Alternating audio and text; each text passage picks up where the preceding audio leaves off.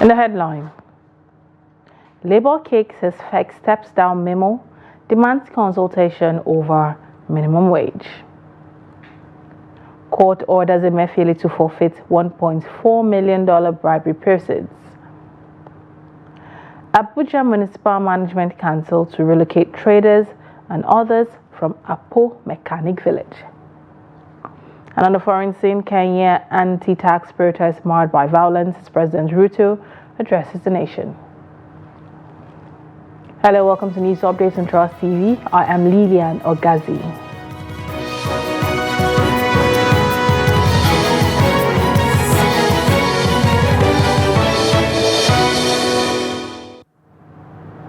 And now to the news. The National Minimum Wage Tripartite Committee has submitted its report to President Bola Tinubu. The Minister of Information revealed this to newsmen at State House Abuja on Tuesday after a meeting of the Federal Executive Council. Discussions on the new minimum wage were, however, stepped down, which according to the minister would enable the President to consult widely before taking a final decision that would be forwarded to the National Assembly. Kende Amodu reports. The debate on a new minimum wage is yet to reach a conclusion, and just when it seemed the conclusion would be reached, another set of consultations are set to begin.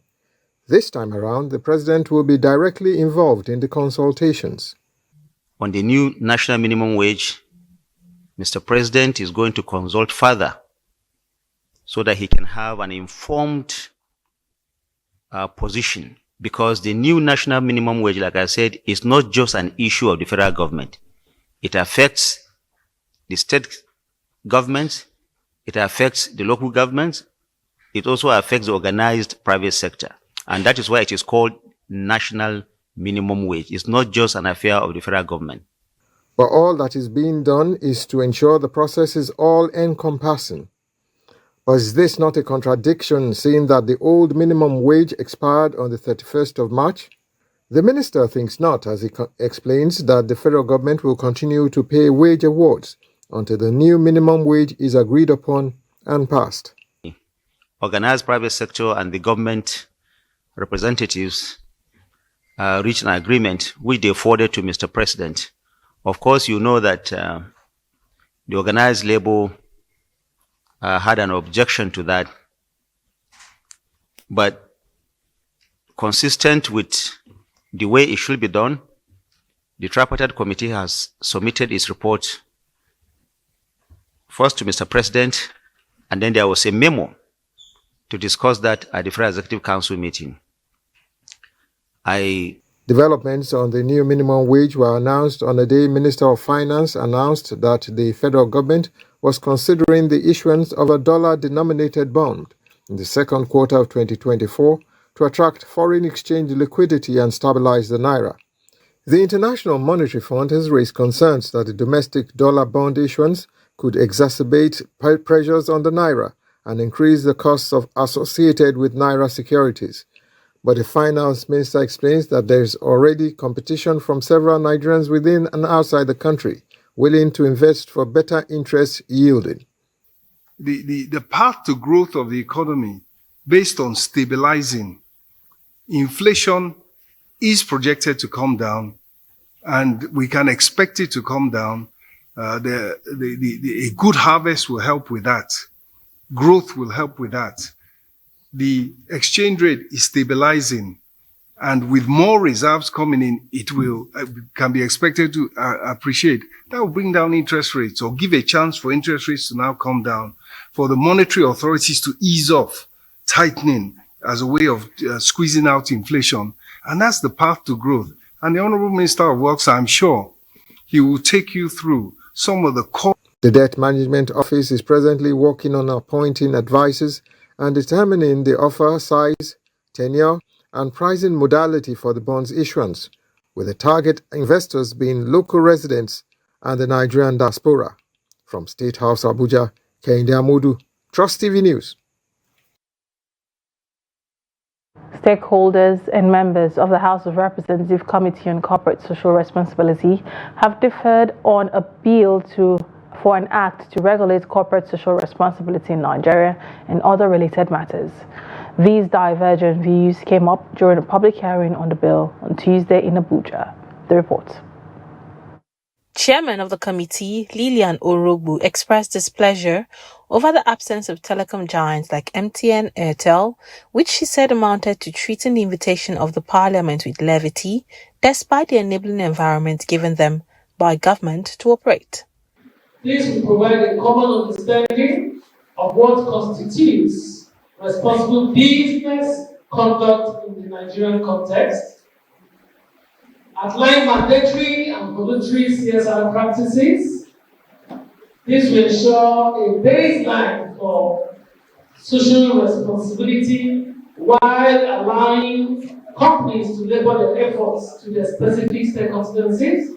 Stakeholders like the Central Bank of Nigeria and the Nigerian Communication Commission say it is a welcome development, even as they made contributions to the proposed amendment that would ensure all parties are protected. It is misplaced for non-compliance with CSR to be punishable by imprisonment. We believe this penalty is too stringent. More so, this raises concerns regarding its compatibility with constitutional rights and freedoms, particularly those safeguarding property and economic liberties of citizens. It will make the Nigerian market less competitive, unlike what is obtainable in countries like South Africa and Egypt. CSR is about the integration of socio-environmental concerns by businesses into their operations and should enhance socially responsible and sustainable business practices. The bill may not encourage any sustainable social programs by the corporations. Earlier, the Speaker of the House of Representatives, who was represented by the House Majority Leader Julius Ivombere, spelled out the essence of the proposed amendment to the bill and called on all stakeholders to make useful contributions to it. The success of this legislative process is dependent on your response and contribution to this public hearing. Public hearing is part of our legislative process to engage the citizens in lawmaking, especially because the proposed law has impacts to make on the people. Your robust ideas and expected contributions to the discourse will no doubt shape the outcome of this public hearing today. The bill, when passed, will ensure that corporate bodies provide social amenities for communities where they operate. Now moving on, a supplementary appropriation bill containing requests for a new presidential jet may be forwarded to the National Assembly on Thursday. During his May 29th speech to the joint sitting of the Senate and House of Representatives at the National Assembly complex, President Bola Tinubu told the lawmakers to expect the extra budget for the 2024 fiscal year. Reports said the money for the jets will be included in the supplementary appropriation. 3 of the aircraft in the presidential fleet have been put on sale to augment the cost. Details of how the federal government plans to acquire the jet is said to be contained in the supplementary appropriation bill being prepared for transmission to the National Assembly ahead of its resumption from break next week. President Tinubu in recent time has been flying chartered aircraft on official assignment. Developing agriculture and improving security have been identified as the gateway to economic prosperity for northwest Nigeria, as the region continues to grapple with rising instability. Stakeholders who took part in the inaugural Peace and Security Summit of the Northwest say the time for action has come if the most populous region in the country is to live up to its full potential. Abdullah Yamadi has more in this report. Participants at this event agreed that Northwest Nigeria has become a victim of its own neglect, particularly in key sectors such as education, human capital development, and agriculture. These areas could have significantly boosted the region's economy and well-being. On the final day of the two-day summit, discussions focused on both the challenges and potential solutions.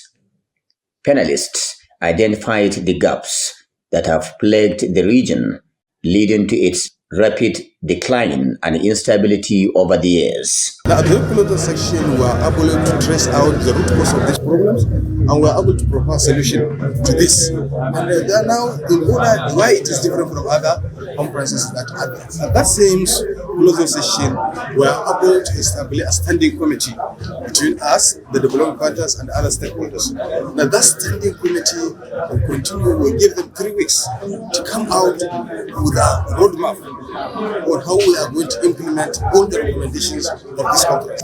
For you to address the insecurity, you have to look at the root cause. You have to address the root cause. You have to look at the economic perspective of it.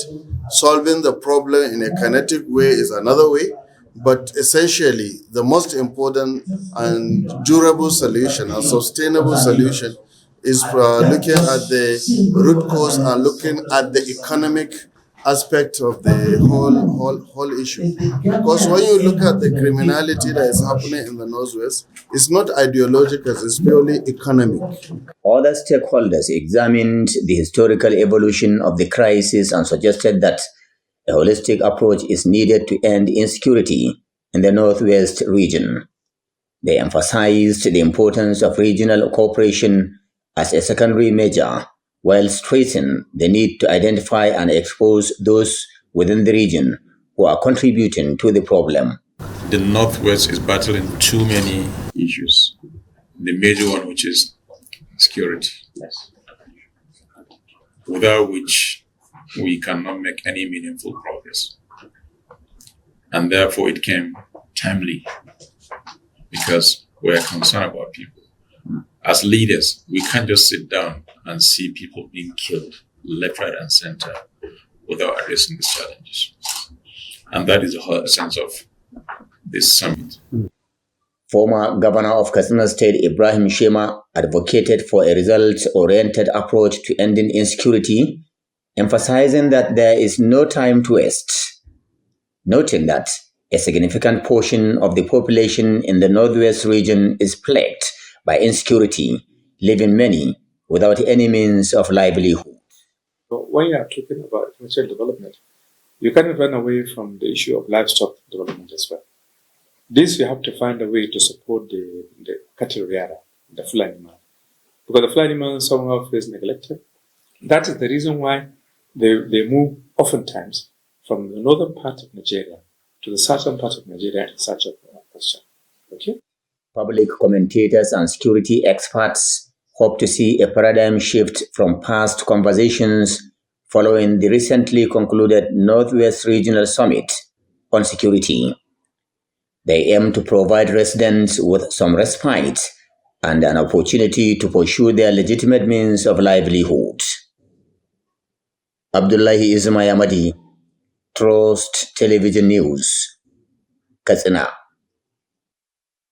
And moving away from that, the Federal High Court sitting in Lagos has ordered the final forfeiture to the federal government of the sum of $1.4 million linked to a former Central Bank of Nigerian Governor Godwin Emefiele.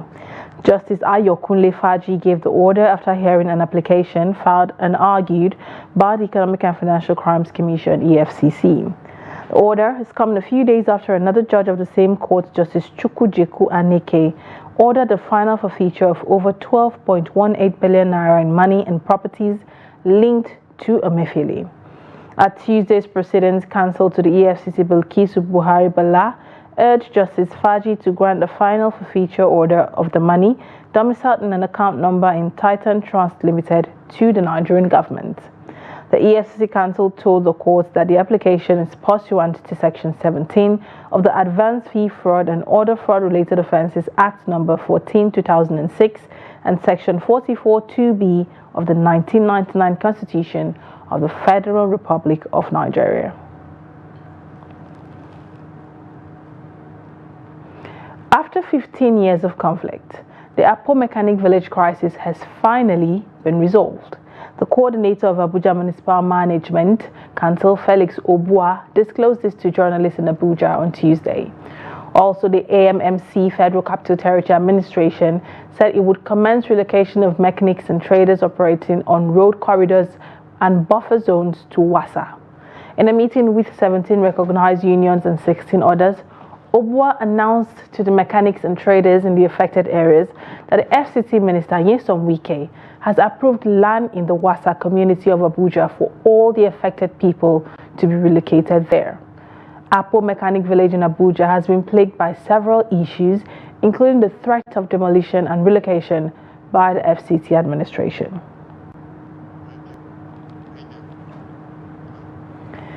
This is News Update coming to you from Trust TV. Coming up, Kashera University ASU protest and seek alternatives to help members. These and more when we return Tuesday.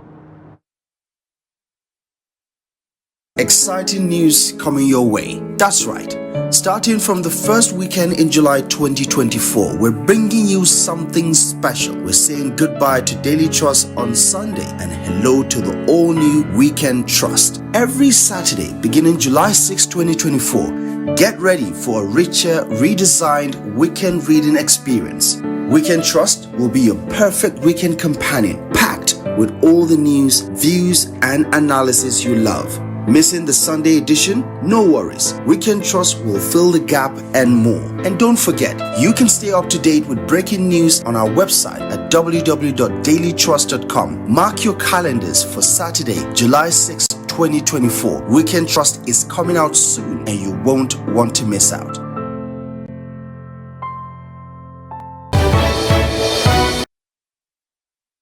You are welcome back. If you're just joining us, this is News Updates coming to you from Trust TV. Let's take a look at our headline stories again. Labour kicks its FEC Steps Down memo, demands consultation over minimum wage. Court orders Emefiele to forfeit $1.4 million bribery proceeds. Now moving on to the foreign scene. The vote of the controversial finance bill was marred by violence and resulted in loss of life and property. This prompted the defense minister to deploy the army and President William Ruto to address the nation demonstrators. Reportedly tried to storm the State House in the western city of Nakuru and burn ruling party offices in Embu in central Kenya. The Kenya Law Society President Faith Ohiadambo said earlier Tuesday that 50 Kenyans, including her personal assistant, had been abducted by people believed to be police officers. Some of those missing included those who were vocal in the demonstrations and were taken from their homes, workplaces, and public spaces. Police officials did not immediately return calls seeking a comment. Parliament Speaker Moses Wetangula had directed the Inspector General of Police to provide information on the whereabouts of those reportedly abducted. Today's events mark a critical turning point on how we respond to grave threats to our national security. I assure the nation that the government has mobilized all resources at the nation's disposal to ensure that a situation of this nature will not recur again at whatever cost.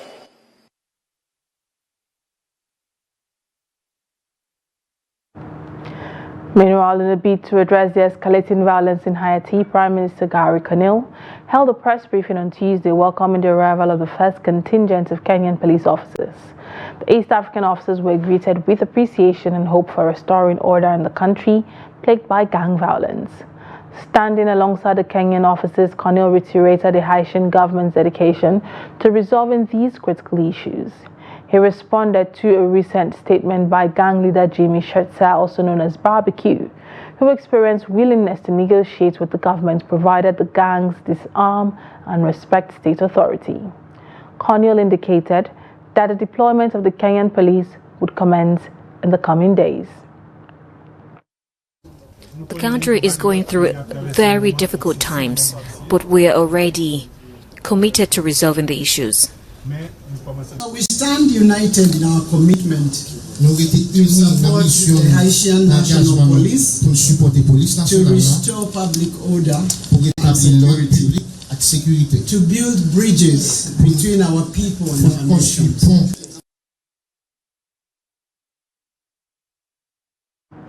And now back to stories right from here in Nigeria. The federal government on Tuesday, the Nigerian government on Tuesday banned single-use plastics in ministries, departments and agencies of government. The Minister of State for Environment, Isaac Salako, stated this when he briefed reporters at the Presidential Villa after the Federal Executive Council meeting chaired by President Bola Tinubu in Abuja, the Nigerian capital. Salako said the ban aligned with the government's commitment to tackling climate change, biodiversity loss and plastic pollution, which have become a menacing challenge in the country. The minister said plastic waste often clog drains and contributes to flooding, while also polluting the oceans and affecting human health and the environment. The Lagos state government had in January banned single-use plastic and styrofoam in the state. The Academic Staff Union of Universities, ASU, has decried what it called the deplorable working conditions faced by its members. The union, which held a protest at the federal capital, the Federal University Kashere, accused the government of intentionally killing public universities, noting that most of its members are dying due to the inability of the government to pay academic allowances and withheld salaries. Hassan Koli has more. The union said this is part of its ongoing effort to protect public universities against collapsing. ASU said issues like not funding tertiary institutions and withholding lecturer salaries, among others, are inflicting serious damages on Nigeria's higher education, warning of unpleasant consequences. The union said it is worried about the current deplorable state of its members, noting that most of them are struggling with different health issues due to government's refusal to pay withheld salaries for 8 months in 2022. We are not happy to close the universities, but we are forced to do so. We are dealing with a government that don't listen, with a government that's amicably, that is supposed to sit down around the table and iron out issues. You can see it. It appears as a very simple thing. The last administration, we had a solid discussion with them. The late Nime Briggs Committee, the draft agreement was come up between the two parties. But unfortunately, somehow due to some interest, that draft agreement could not come to reality. So our action is basically being forced, and it remains at the last option. Up till now, in all our engagement with stakeholders, town halls, committee, we are asking if there's any option people touch. Some of the lecturers faulted government failure to improve the working condition of teachers, noting that the development comes with negative impact on both lecturers and students. Many of our members died. We have many professors that we lost across in fact, one of the NEC that I attended, the rate of death that were reported from various branches is very alarming. And this is a result of the poor remuneration in the university. A lecturer cannot sustain himself. The salary is nothing to talk about. And you know that in our cardinal responsibility, we have community service, we have research. Some of our researches are consuming our resources. Therefore, we can no longer continue to sustain ourselves. A lot of brain drain. You see most of our professors, doctors, not just in the academics, in other fields, engineers in the medical line, they are leaving the country because of these same issues. We don't just have them in the academic, in fact, but it's worse with the university system. It's not just with the university, but it is, I don't know, maybe there's something that we have done to the government that they are so vindictive with the academics. But look at the structures, look at the school environment. You can't find this in civilized climes. The protesting issues, among others, include the removal of ASU from IPPIS, unpaid and academic allowances, and the funding of public universities. Hassan Koli, Trust TV News, Gombe. And now to sports. UFC light heavyweight champion Alex Pereira has ruled out a possible return to middleweight for a third fight against former champion Israel Adesanya. In an interview, Pereira made it clear that a trilogy fight with Adesanya was unlikely. Pereira and Adesanya have one of the most intense rivalries in combat sports, which includes 4 fights across kickboxing and MMA, with Pereira leading the series 3-1, twice defeating Adesanya in kickboxing before transitioning to MMA, where they met again in the UFC. Adesanya is preparing for his return from a lengthy hiatus and has announced a showdown against current champion Disrus Leplessis, which is scheduled for August 17th at UFC 305 at RAC Arena in Australia.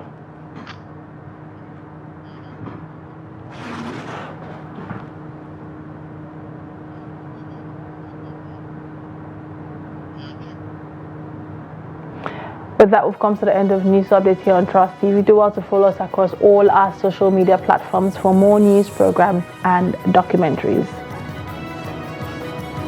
Thanks for watching. I am Lilian Ogazi, and bye for now.